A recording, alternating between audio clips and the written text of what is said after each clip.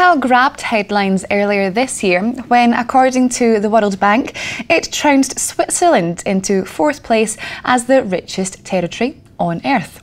But is this wealth all that it really seems? Aussie Plummer joins me in the studio right now to discuss. Aussie, welcome. Thank you very much. Welcome back. Having said all that about Macau, the casino bonds really plummeted this week especially after the president's campaign against corruption really grew impetus. It's got a lot of spotlight this week, it would seem, against the flies and tigers, which is an interesting terms to put it under, and it's really spooking the VIP gamblers.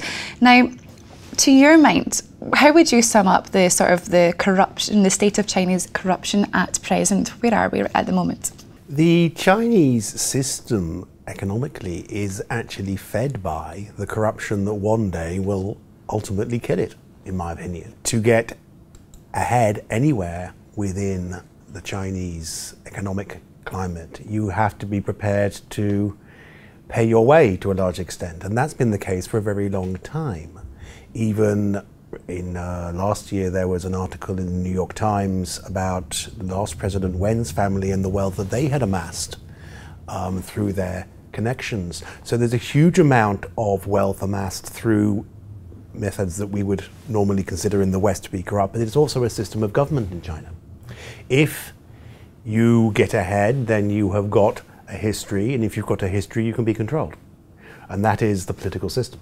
The reaction was, as I alluded to, leaked by an article that the campaign was gaining momentum and had achieved goals, but then Wells Fargo analysts went on to say that it was more, the article was about a bureaucratic campaign, really trying to get officials and the public closer together rather than really targeting the broader anti-corruption campaign. Do you buy that it's really gaining momentum, that goals are being achieved? I think, as with anything in mainland China, you are looking at a political agenda. The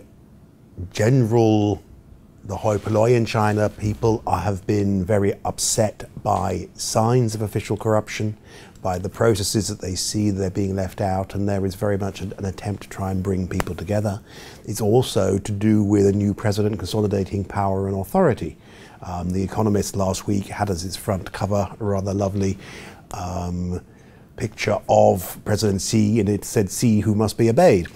And it's talking about basically consolidating power and using corruption as a way of taking potential threats to his authority out of the system. And just making sure that people realize that there's enough authority to do that, even at a very high level. It is also very much politically about allowing people to feel more that they are connected to their leaders, connected to the people who govern them, and hopefully that those people will be free of that corruption. But there is a staggering amount of corruption within the system, and a huge amount of money flying around and available to try and influence decisions.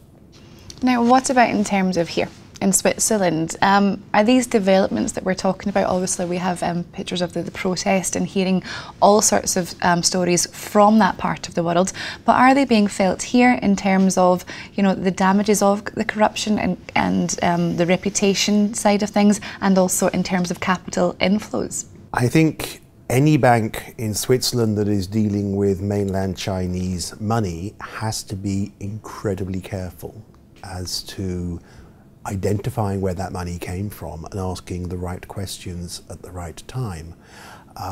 There is a large amount of capital flow out of China as officials who feel they might be threatened are trying to move money out of the country, and then they'll say, look, you know, I'm not corrupt, I haven't got any money because it's been moved. I have received inquiries from connections I have within mainland and Chinese banks asking if I can appropriate very large sums of money and pretend it's mine, rather than belonging to the actual individuals who do own that money. And the answer is no. There is a great risk, though, that there will be Swiss institutions that will take Chinese money that will end up becoming a political battle because mainland China targets that particular individual. But that having been said, there's about 800,000 100,000 currently Chinese dollar millionaires. It's a lottery to be you've got to really be very careful, but it is very much a lottery. They can't target everybody.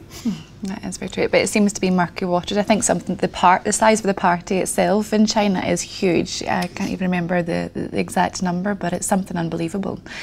So just to try and fathom how far-reaching this could be is really quite astonishing, really. I think it's very much a political thing to sort of show that the new government is serious about trying to take corruption out of the system, but it's a demonstration rather than a very thorough purge.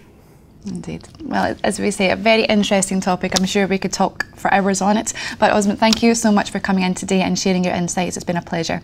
Thank you very much. Thank you. Okay, well that's all from Osmond and myself for the moment, but please do keep clicking back to Dukascopy TV for many more exclusive interviews. See you next time.